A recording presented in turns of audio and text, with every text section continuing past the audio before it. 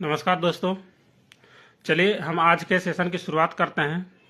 क्योंकि आज मुझे आने में थोड़ा विलम्ब हो गया है, इसके लिए मैं आपसे क्षमा चाहता हूं। और आज हम अपने इस सेशन की शुरुआत करते हैं, जिसमें मैंने कल बताया था कि आज हम फाइनेंशियल लिटरेसी पर बात करेंगे, वित्तीय साक्षरता पर बात करेंगे। फाइनेंशियल फ्रीडम के लिए वित्तीय साक्षरता क्यों जरूरी है और वित्तीय साक्षरता से हमें क्या सीख मिलती है कि हम कैसे अपने पैसे को मैनेज करें, पैसे को सही इस्तेमाल कैसे करें। इसके लिए वित्तीय साक्षरता बहुत ही जरूरी है। क्योंकि वित्तीय साक्षरता वास्तविक में कहीं आपको स्पेशली सीखने के लिए नहीं मिलता है। इसे सीखने के लिए आपको खुद प्रयास करना पड़ेगा। आप जितना ज़्यादा अपने पैसे को रोटेट करेंगे, जितना ज़्यादा आप अपने पैसे का सही इस्तेमाल करेंगे, उतनी ही ज़्यादा आप वित्तीय साक्षर होते चले जाएंगे। वित्तीय साक्षरता सही मायने में इस बात पर निर्भर करती है कि आप फंड को कैसे मैनेज करना चाहते हैं, फंड को कैसे मैनेज करते हैं। क्योंकि अगर आप जितना ज़्यादा फंड को मैनेज करेंगे, आपको उसके प्रति उतनी ही ज़्यादा जानकारी होगी। आप उसको ज़्यादा से ज़्यादा यूटिलाइज करने के लिए रास्ते का इस्तेमाल करेंगे, ज़्यादा से ज़्यादा क्रिएटिविटी आपके अंदर आएगी और आप धीरे धीरे उस क्षेत्र में और अपने आप को ज़्यादा कॉम्पिटेंट महसूस करना शुरू करेंगे। चलिए आइए जुड़िए, और अगर वीडियो अच्छा लगे तो इसे लाइक करें। और मैं आप सबसे रिक्वेस्ट करूंगा कि सेशन में लास्ट तक बने रहें और मेरे द्वारा जो भी वीडियो अपलोड किया जा रहा है उसे अंत तक देखें, उसे समझने का प्रयास करें और धीरे धीरे step by step financial freedom के राह पर अग्रसर रहें। क्योंकि फाइनेंशियल फ्रीडम हासिल करना इतना आसान नहीं है जिसे कुछ बातें सीखकर या कुछ दिन ही फॉलो करके पूरा किया जा सकता है। इसके लिए आपको लगातार मेहनत करने की ज़रूरत पड़ती है, लगातार सीखने की ज़रूरत पड़ती है।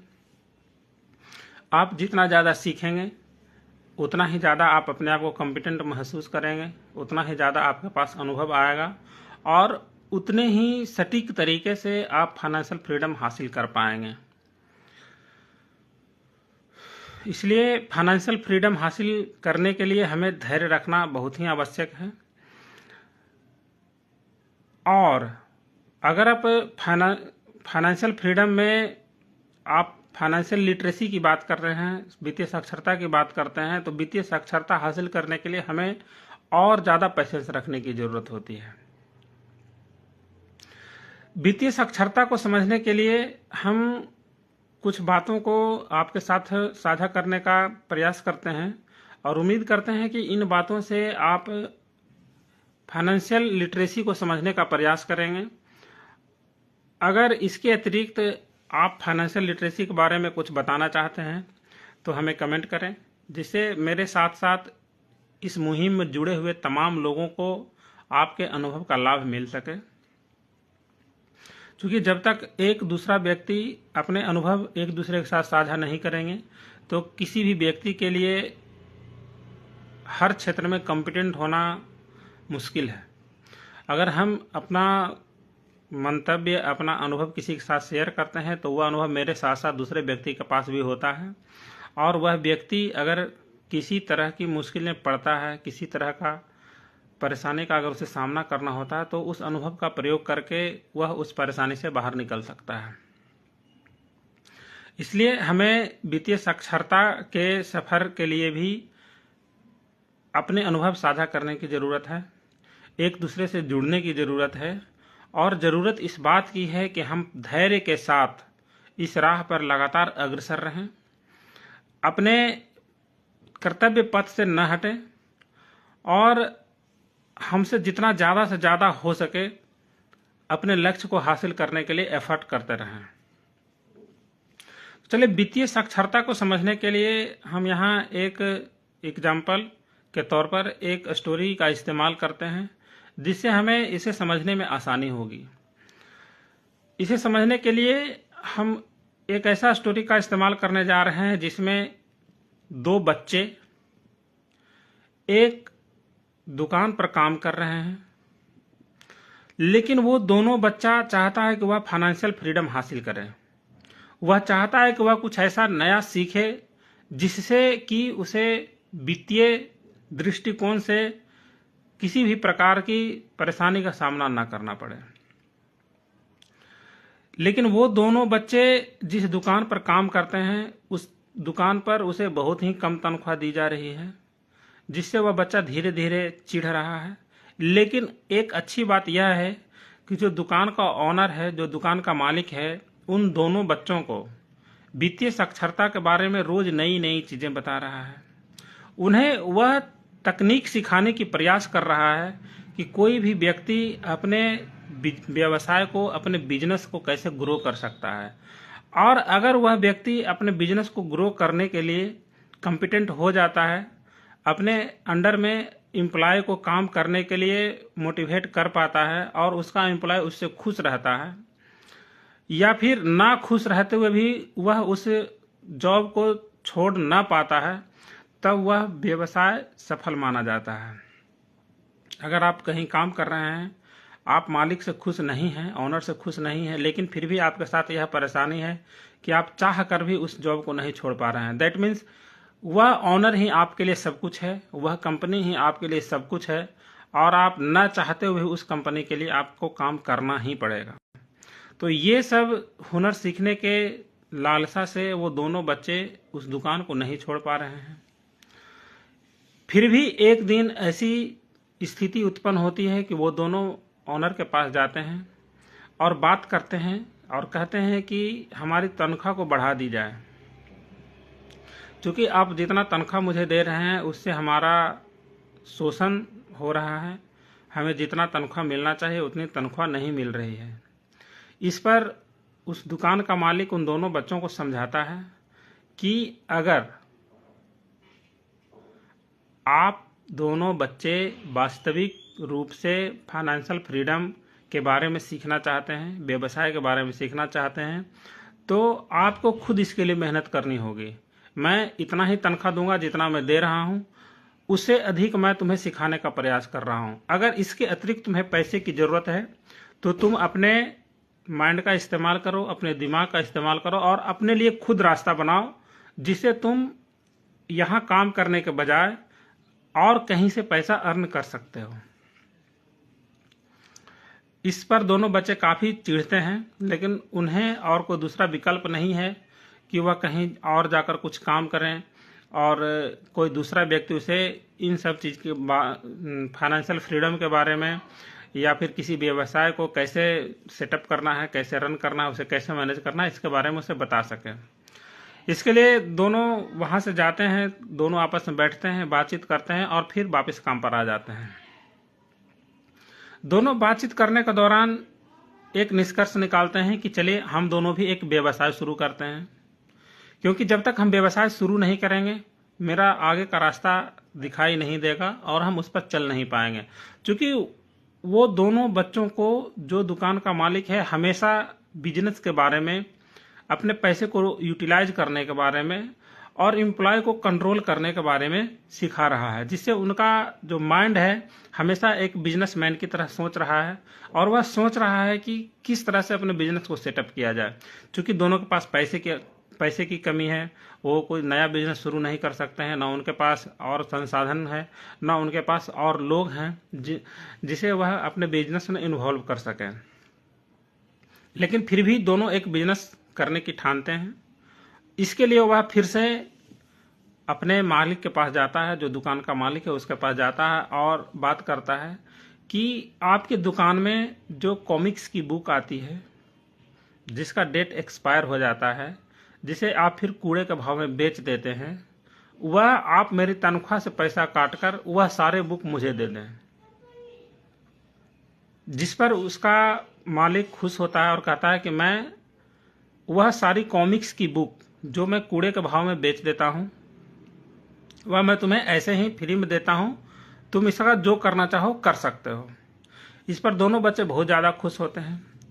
वह दोनों बच्चे अपने घर जाते हैं, जहां घर में उसका एक पुराना टूटा हुआ कमरा है जिसका कोई यूज नहीं हो रहा है। वह दोनों बच्चे मिलकर उस कमरे को ठीक ठाक करते हैं, वहां पर एक लाइब्रेरी खोलते हैं और वह कॉमिक्स की बुक जिसका डेट एक्सपायर होने के बाद कूड़े के भाव में बिक रहा था, उसे अपने घर पर लाते हैं और उस लाइब्रेरी में रखते हैं।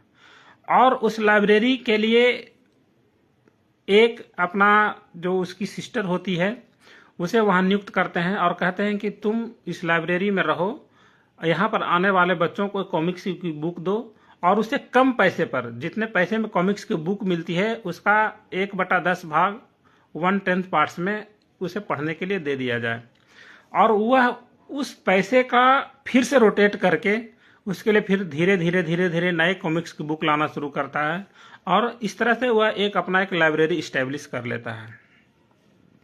जैसे वह लाइब्रेरी स्टैब्लिश करता है उसके पास अतिरिक्त पैसे आने शुरू होते हैं, जिसे देखकर उसका दुकान का मालिक और खुश होता है और उन्हें समझाता है कि इन्हीं सब कारणों से मैंने तुम्हें अधिक तनख्वाह नहीं दी थी, और मैंने तुम्हें यह बताया कि अधिक तनख्वाह के बजाय मैं तुम्हें व्यवसाय के बारे में बता रहा हूँ, बिजनेस के बारे में बता रहा हूँ, फाइनेंशियल फ्रीडम के बारे में बता रहा हूँ, ताकि तुम अपने दिमाग का इस्तेमाल करके अपने लिए एक बिजनेस इस्टेब्लिश कर सको और अपने आप को ज़्यादा सक्षम महसूस कर सको। तो इस कहानी से हमें यह सीख मिलती है कि हमें फाइनेंशियल फ्रीडम हासिल करने के लिए वित्तीय साक्षरता क्यों जरूरी है।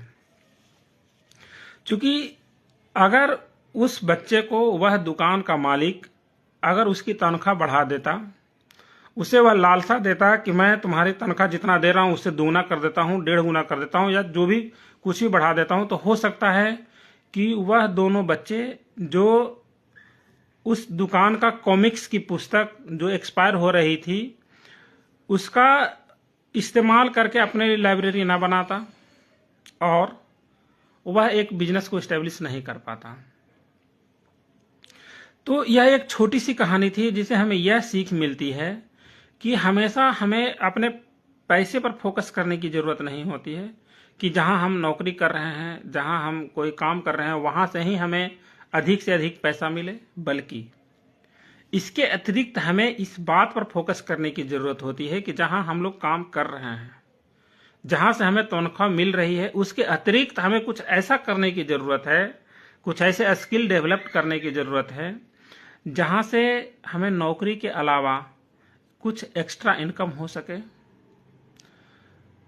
जहां पर हमारी डिपेंडेंसी ना हो, हमें प्रेजेंट रहने की जरूरत नहीं हो, लेकिन फिर भी हमारे पास पैसा आते रहे। क्योंकि अगर आप इस कहानी को गौर से देखें, अगर आपने गौर से देखा होगा, सुना होगा, तो आप इस बात से इत्तेफाक रखते होंगे कि वह दोनों बच्चे जो दुकान पर काम कर रहे हैं वह उस लाइब्रेरी में फिजिकली रूप से कुछ नहीं कर रहे हैं। फिजिकली रूप से सिर्फ उनका इतना ही काम है कि दुकान से जो कॉमिक्स की बुक एक्सपायर हो चुकी है, जिसका डेट एक्सपायर हो चुका है, उसे लाकर लाइब्रेरी में रख देना है, और लाइब्रेरी को चलाने के लिए उसने अपनी सिस्टर को नियुक्त किया है जिसे वह तनख्वाह दे रहा है। दैट मीन्स उसकी सिस्टर उसके लिए एक एम्प्लॉय की तरह काम कर रही है और ये दोनों बच्चे एक ओनर की तरह काम कर रहे हैं। तो आपको यहां से यह सीखने के लिए मिलता है कि ये दोनों बच्चे फिजिकली लाइब्रेरी में न काम करके भी पैसे कमा रहे हैं, जिसके लिए उसने कम से कम मिनिमम इन्वेस्टमेंट किया है और मैक्सिमम अर्निंग की है। अगर आप 100 रुपया लगाकर 5,000 रुपया, 10,000 रुपया कमाते हैं तो यहां पर आपका इन्वेस्टमेंट लगभग नहीं के बराबर है और आपका अर्निंग मैक्सिमम है। दैट मीन्स ये दोनों बच्चों ने भी वही काम किया, इन दोनों बच्चों ने भी अपना मिनिमम इन्वेस्टमेंट किया है, और वो इन्वेस्टमेंट सिर्फ बच्चों को वहां सिटिंग अरेंजमेंट्स के लिए है, जो उसका टूटा हुआ कमरा था उसे ठीक ठाक करने के लिए है, और जो अपनी सिस्टर को एक एम्प्लॉय के तौर पर रखा है उसकी तनख्वाह देने के लिए है। अगर आप गौर से यहां देखें तो वह अपने पॉकेट से कुछ भी नहीं दे रहा है, क्योंकि जो अर्निंग उसे उस लाइब्रेरी से हो रही है उसी से वह तनख्वाह भी दे रहा है, उसी से वह अपने लाइब्रेरी को मैनेज भी कर रहा है, और लाइब्रेरी के लिए जो नई पुस्तक खरीदनी है वह भी उसी जो लाइब्रेरी से उसे बेनिफिट हो रहा है, जो उसे इनकम आ रहा है, उसी से वह नई पुस्तक भी खरीद रहा है। दैट मीन्स यहाँ उसका इन्वेस्टमेंट नहीं के बराबर है, और जो भी अर्निंग हो रही है उसका 100% लाभ ही है, मुनाफा ही है। तो अगर आप इस तरह से कुछ क्रिएटिविटी करने के बारे में हमेशा सोचते हैं तो आपके अंदर भी एक नई स्किल डेवलप होगी, क्योंकि आपका दिमाग उस तरह से काम कर रहा है कि आपको कुछ करने की जरूरत है, आपको एक नए दिशा में जाने की जरूरत है और अपने आप को एक नए सेटअप करने की जरूरत है। जब बार बार कोई भी व्यक्ति इस तरह से अपने दिमाग को रोटेट करता है, उसे इस तरह के सिग्नल्स मिलते हैं कि हमें कुछ ऐसा करने की ज़रूरत है ताकि हमें एक नया इनकम का सोर्स बन सके। हमारा अर्निंग का जो स्रोत है वह बढ़ सके। तो धीरे धीरे उसके अंदर कुछ न कुछ ऐसी क्रिएटिविटी आती है, कहीं न कहीं उसका माइंड सेटअप ऐसा होता है जिससे कि वह अपने लिए एक व्यवसाय इस्टेब्लिश कर सकता है। अब देखिए, यहाँ पर मैं एक बात को क्लियर करना चाहूँगा, एक व्यवसाय और एक सेल्फ एम्प्लॉय दोनों में बहुत फर्क होता है और दोनों इतने ज़्यादा एक समान दिखते हैं कि लोग इसका अंतर नहीं समझ पाते हैं, इसको डिफ्रेंशिएट नहीं कर पाते हैं। लेकिन अगर आप वास्तविक तौर पर सेल्फ एम्प्लॉय और एक बिजनेस को डिफ्रेंशिएट करना चाहते हैं तो उसके लिए आप सिर्फ एक लाइन का इस्तेमाल कर सकते हैं, एक लाइन में इसे समझ सकते हैं। और वह लाइन यह है कि यदि जो आपने बिजनेस स्टार्ट किया है उसे आप पूर्णतः छोड़कर लंबे समय के लिए कहीं चले जाते हैं और लंबे समय के बाद वापस आते हैं तो आपका बिजनेस जहां आप छोड़कर गए थे उससे अधिक ग्रो कर चुका है और आपका मुनाफा कई गुना बढ़ चुका है, तब सच्चे मायने में आपने बिजनेस इस्टेब्लिश किया है। लेकिन यदि आपने जो बिजनेस इस्टेब्लिश किया है उसे छोड़कर कुछ दिन के लिए भी कहीं जाते हैं जिससे आपका बिजनेस ठप पड़ जाता है, आपका होने वाला इनकम घट जाता है, दैट मीन्स आपने बिजनेस इस्टेब्लिश नहीं किया है बल्कि आप एक सेल्फ एम्प्लॉय हैं। आप अपने लिए काम कर रहे हैं। वह बिजनेस नहीं हो सकता, वह सेल्फ एम्प्लॉय हो सकता है। जैसा कि कल मैंने एक और कहानी सुनाई थी जिसमें मैंने ए और बी दो आदमी का इस्तेमाल किया था और मैंने आपको बताया था कि दोनों व्यक्तियों को गांव में पानी सप्लाई करने के लिए नियुक्त किया जाता है। कॉन्ट्रैक्ट बेसिस पर ठेका दिया जाता है कि आप गांव में पानी सप्लाई करें और उसके लिए गांव वाले आपको पैसा देंगे। एक व्यक्ति तत्काल बाल्टी लाता है और फिजिकली काम करना शुरू करता है, दैट मीन्स वह सेल्फ एम्प्लॉय है।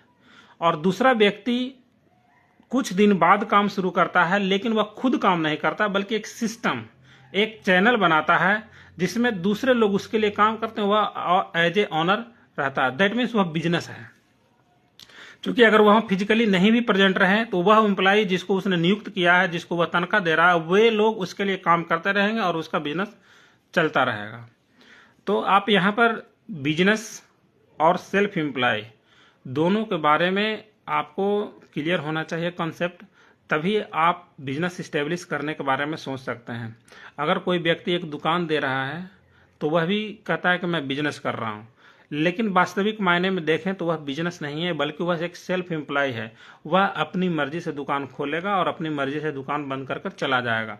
लेकिन जिस दिन वह दुकान खोलना बंद कर दे उसी दिन से उसकी कमाई बंद हो जाती है, उसके कस्टमर वहां से हटने शुरू हो जाते हैं। तो यह सेल्फ एम्प्लॉय और एक बिजनेस में बेसिक अंतर होता है। और ये सारे अंतर तभी आपको पता होंगे जब आप बार बार इन चीज़ों को बारीकी से सुनेंगे, सोचेंगे, समझेंगे और अपने लाइफ में इम्प्लीमेंट करेंगे। और ये सब इम्प्लीमेंट करने के लिए, ये सब सीखने के लिए मैंने जो मुहिम चलाई है फाइनेंशियल फ्रीडम की, इसमें आपको जुड़े रहने की आवश्यकता है।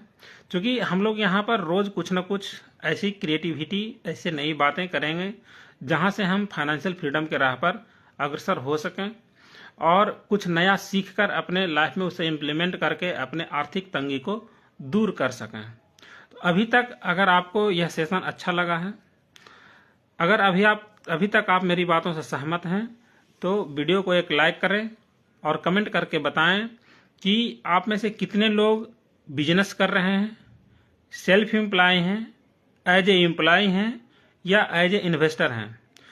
मैं आगे आने वाले सेशन में इन चारों विषय पर भी बात करूंगा।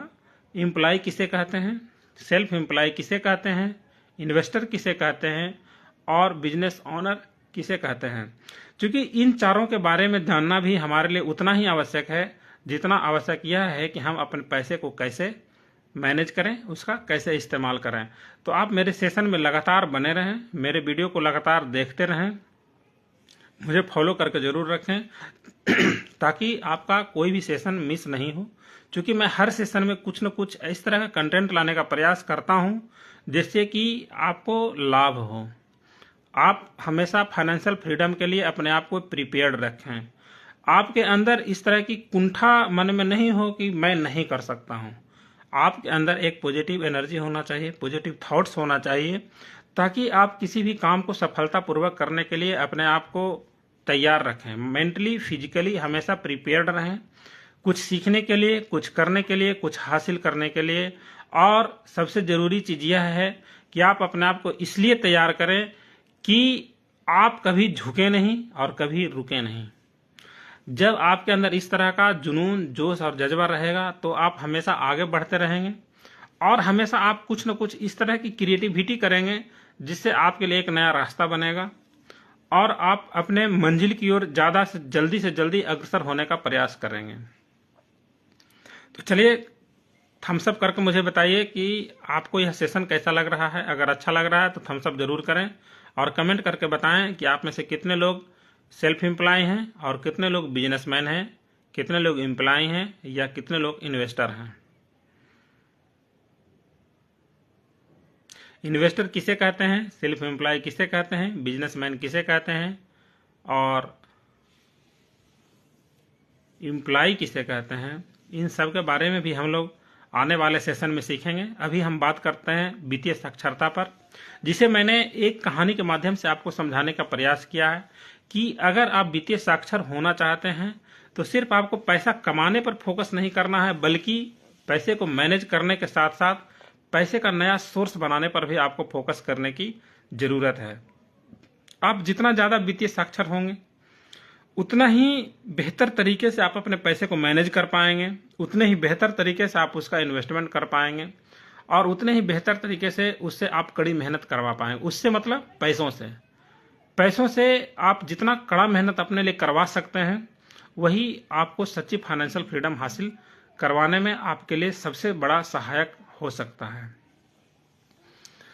मैंने कल एक और कहानी का इस्तेमाल किया था जिसमें मैंने बताया था कि एक अच्छी पैकेज पर नौकरी करने वाला व्यक्ति भी किस तरह से पैसों की तंगी में उलझ कर रह जाता है, किस तरह से वह आर्थिक तंगी का सामना करना पड़ता है। तो इसके लिए हमें इस बात को समझने की जरूरत है कि क्या तो वह व्यक्ति जो एक अच्छी सैलरी पर काम कर रहा था, एक अच्छा पैकेज पर काम कर रहा था, क्या उसके पास वित्तीय साक्षरता की कमी थी? क्या वह व्यक्ति वित्तीय साक्षर नहीं था, जिसके चलते वह इस तरह के जाल में फंस जाता है, इस तरह की आर्थिक तंगी का सामना करना पड़ता है? तो इसका सीधा और सरल जवाब हो सकता है कि हाँ, वह व्यक्ति बहुत ज्यादा साक्षर हो सकता है, अपने काम में बहुत अनुभवी हो सकता है, वह अपने काम को सही से अंजाम दे रहा था, लेकिन अगर यहाँ वित्तीय साक्षरता की बात करें तो उसके पास वित्तीय साक्षरता की कमी हो सकती है, जिसके चलते वह अपने पैसे को मैनेज नहीं कर पाता है और वह आर्थिक तंगी में उलझ कर रह जाता है। यहां मैं दो शब्द का इस्तेमाल कर रहा हूं, एक है साक्षर और एक है वित्तीय साक्षर। साक्षर होना और वित्तीय साक्षर होना दोनों अलग अलग चीजें हैं। साक्षर होने का मतलब यह होता है कि आप किसी भी चीज को पढ़ सकते हैं, लिख सकते हैं, समझ सकते हैं, उसे एक्सप्लेन कर सकते हैं, दैट मीन्स आप साक्षर हैं। लेकिन अगर वित्तीय साक्षरता की बात आती है तो सिर्फ पढ़ना, लिखना, समझना और एक्सप्लेन करना ही काफी नहीं होता है, बल्कि वित्तीय साक्षरता में इस बात पर सबसे ज्यादा जोर दिया जाता है कि आप अंकों को कितनी अच्छी तरह से पढ़ सकते हैं, अंकों को कितनी अच्छी तरह से मैनेज कर सकते हैं, और सबसे जरूरी चीज है कि इन चीजों को किस तरह से आप इंप्लीमेंट करते हैं अपने लाइफ में, अपने व्यवसाय में और इन्वेस्टमेंट में। क्योंकि वित्तीय साक्षरता के लिए हमें व्यवसाय और इन्वेस्टमेंट के साथ साथ बिजनेस ऑनर, इन तीनों चीजों पर ज्यादा फोकस करने की जरूरत पड़ती है। इन तीनों को समझने के लिए हमें टाइप्स ऑफ पीपल्स के बारे में समझना जरूरी होगा, जिसे मैं बाद में एक्सप्लेन करूंगा। क्योंकि अगर मैं उसे एक्सप्लेन करने लगा तो बहुत लंबा सेशन होगा और उसे एक सेशन में एक्सप्लेन भी नहीं किया जा सकता है, क्योंकि हर एक सब्जेक्ट के लिए एक स्पेसिफिक सटीक एग्जाम्पल की जरूरत होती है और उसे समझना बहुत ही आवश्यक होता है।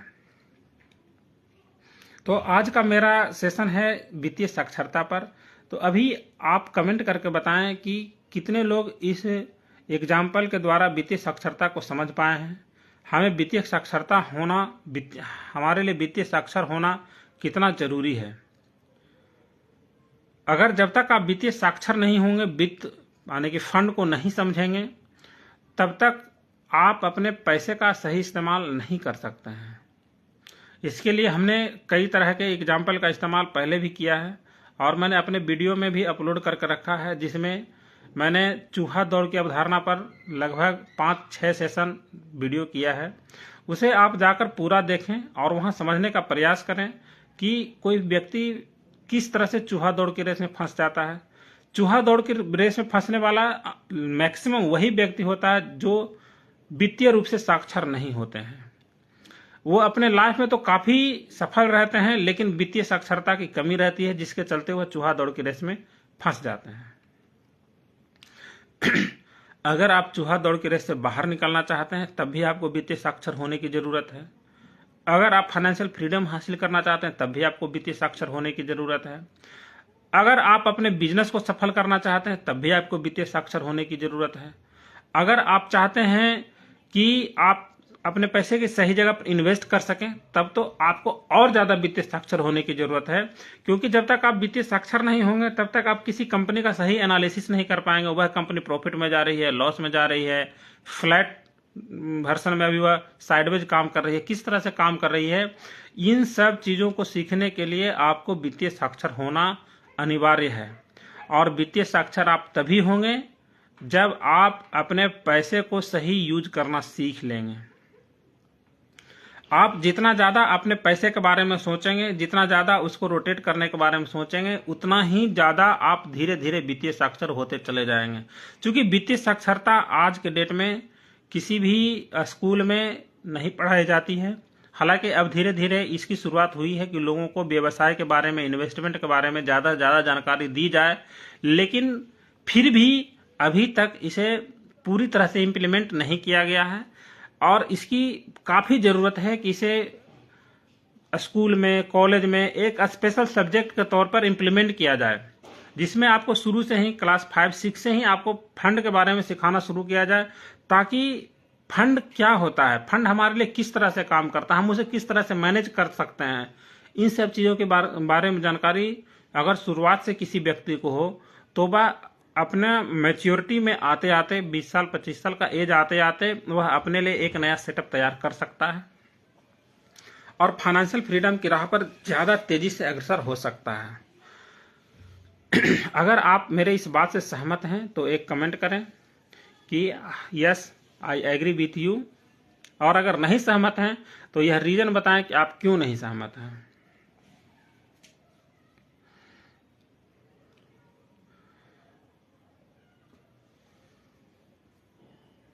वित्तीय साक्षरता, वित्तीय साक्षरता हमारे लिए क्यों जरूरी है, मैंने इसे अच्छे से एक्सप्लेन करने का प्रयास किया है और मैं उम्मीद करता हूं कि आप सभी लोग भी इसे अच्छे से समझ चुके होंगे।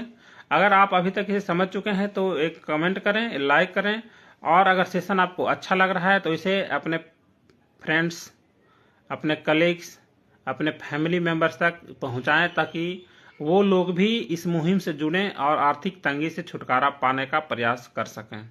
क्योंकि हमारा ये मुहिम सिर्फ इसी लिए शुरू किया गया है कि जो मिडिल फैमिली और गरीब फैमिली के लोग हैं, पुअर फैमिली के लोग हैं, वह भी अपने पैसे को अच्छे से मैनेज करें, उसे इन्वेस्टमेंट करने के बारे में सीखें, जानें और सही जगह पर उसको इन्वेस्ट करके ज्यादा से ज्यादा अपना इनकम बढ़ाने का प्रयास करें, ताकि उन्हें भी आर्थिक दृष्टि से मजबूत किया जा सके, उनके आर्थिक तंगी को दूर किया जा सके और उन्हें इस समाज में एक कॉम्पिटेंट, एक कंफर्टेबल जोन में रहने के लिए प्रेरित किया जा सके। अगर आप भी इसका हिस्सा बनना चाहते हैं तो वीडियो को जरूर शेयर करें और लाइक और कमेंट करके मुझे मोटिवेट करें, ताकि मैं आपके लिए और अच्छा से अच्छा कंटेंट लाने का प्रयास करूं। क्योंकि अगर आप लाइक करेंगे, आप कमेंट करेंगे, यही मेरे लिए सबसे बड़ा पुरस्कार होगा, यही मेरे लिए सबसे बड़ा रिवार्ड होगा, जो मुझे उत्प्रेरित करेगा कि नहीं, मैं जो कंटेंट भी आपके लिए लाने का प्रयास कर रहा हूं वह आपको बेनिफिट दे रहा है और लोग मेरी बातों से सहमत हैं तो लाइक और कमेंट जरूर करें और शेयर करना बिल्कुल नहीं भूलें। मुझे फॉलो करके रखें ताकि मेरे साथ, आपके साथ और भी लोग इस मुहिम से जुड़ सकें और ज़्यादा से ज़्यादा अपने पैसे को मैनेज करने के बारे में, इन्वेस्ट करने के बारे में सीख सकें। तो चलिए हम इसको आगे बढ़ाते हैं और हम बात करते हैं आज अभी तक हमने जो सीखा है उसके निष्कर्ष के बारे में। क्योंकि हम लोग अगर एक चीज़ को छोड़ दें तो फिर धीरे धीरे लोग भूलना शुरू हो जाते हैं और उसे इम्प्लीमेंट नहीं करते हैं। तो मैं अभी सिर्फ इतना रिपीट करूंगा कि अभी तक हमने लाइव सेशन में और अपने वीडियो सेशन में मैंने कितनी बातें की है, ताकि अगर आप मेरे लाइव सेशन को नहीं देख पाए हैं, मेरे वीडियो को नहीं देख पाए हैं, तो वहां पर विजिट करके मेरे प्रत्येक वीडियो को पूरा देखें और एक प्यारा सा कमेंट और एक लाइक छोड़ कर जाएं। अभी तक मैंने जितना भी वीडियो अपलोड किया है और जितना भी लाइव सेशन किया है उसमें मैंने बेसिकली 3-4 चीज़ों पर बात की है, जिसमें मैंने अपना इनकम स्टेटमेंट और बैलेंस शीट के बारे में बात किया है। पुअर फैमिली का इनकम स्टेटमेंट और बैलेंस शीट कैसा होता है, मिडिल फैमिली का इनकम स्टेटमेंट और बैलेंस शीट कैसा होता है, और एक अमीर फैमिली का इनकम स्टेटमेंट और बैलेंस शीट कैसा होता है, जिसे मैंने एक्सप्लेन करने के साथ साथ उसका चार्ट के साथ मैंने वीडियो बनाकर अपलोड कर रखा है। अगर आपने नहीं देखा है तो उसे जाकर पूरा देखें। अगर आपको समझ में आए तो एक कमेंट करके बताएं कि आपको वह समझ में आ चुका है। इसके बाद मैंने बात किया है कि difference between assets and liabilities. Assets किसे कहते हैं और लायबिलिटीज किसे कहते हैं। अगर आप फाइनेंशियल फ्रीडम की राह पर चलना चाहते हैं और अमीर होना चाहते हैं तो आपको सबसे पहला सबक यही होता है कि आप एसेट्स और लायबिलिटीज के बीच का अंतर को समझें। एसेट्स क्या होती है और लायबिलिटीज क्या होती है, इसे भी मैंने बहुत ही अच्छे तरीके से समझाने का प्रयास किया है। अगर आपने यह वीडियो नहीं देखा है तो मेरे पेज पर जाएं और उस वीडियो को पूरा देखें और उसे समझने का प्रयास करें। इसके बाद मैंने चूहा दौड़ पर वीडियो बनाई है, जिसमें मैंने पूरी तरह से एक्सप्लेन किया है कि कोई भी व्यक्ति चूहा दौड़ में किस तरह से फंसता है और उससे निकलने के लिए क्या क्या करने की जरूरत होती है। अगर आपने यह वीडियो भी नहीं देखा है तो मेरे पेज पर जाएं और पूरा देखें। कहने का मतलब है कि अभी तक मैंने जो भी वीडियो अपलोड किया है, अगर आपने उसे नहीं देखा है तो जाएं और उसे पूरा देखकर उसे समझने का प्रयास करें। और अगर आपको समझ में आता है तो कमेंट करके मुझे बताएं कि आपको कितना समझ में आया है और उसे अपने लाइफ में कैसे इंप्लीमेंट कर रहे हैं। तो चलिए आज के सेशन को यहाँ समाप्त करते हैं और मिलते हैं एक अगले सेशन में, जिसमें हम बात करेंगे फाइनेंशियल लिटरेसी से थोड़ा सा ऊपर उठकर टाइप्स ऑफ पीपल के बारे में। हमारे समाज में कितने तरह के लोग होते हैं, जिसका जिक्र भी मैंने आज इस वीडियो में किया है, जिसमें मुख्यतः 4 प्रकार के लोग होते हैं। SEBI। आप सोचें कि मैं सेबी की बात कर रहा हूं, लेकिन मैं सेबी की बात नहीं कर रहा हूं। ये 4 तरह के लोग हैं जिसकी बात कर रहा हूं। एक होता है एम्प्लॉय, एक होता है सेल्फ एम्प्लॉय, एक होता है बिजनेस ओनर और एक होता है इन्वेस्टर। इन चारों को मैं बारी बारी से आपको कल समझाऊंगा, उसके बारे में बात करूंगा और आपको यह बताने का प्रयास करूंगा कि यह चारों लोग किस तरह फाइनेंशियल फ्रीडम की राह में अपना अपना रोल अदा करते हैं, अपनी अपनी भूमिका निभाते हैं, और इन चारों में से सबसे बेहतर कौन है और हमें क्या बनने का प्रयास करना चाहिए। तो चलिए इसी के साथ मैं इस सेशन को समाप्त करता हूं। अगर आपको सेशन अच्छा लगा है तो इसे ज़्यादा से ज़्यादा शेयर करें, कमेंट करके हमें बताएं कि आपको सेशन कैसा लगा, और लाइक करना, शेयर करना बिल्कुल नहीं भूलें। चलिए मिलते हैं एक नए सेशन में, जिसमें हम बात करेंगे टाइप्स ऑफ पीपल में, employ, self employ, business owner और इन्वेस्टर के बारे में। तब तक के लिए मैं आपसे विदा लेता हूं। धन्यवाद। शुभ रात्रि।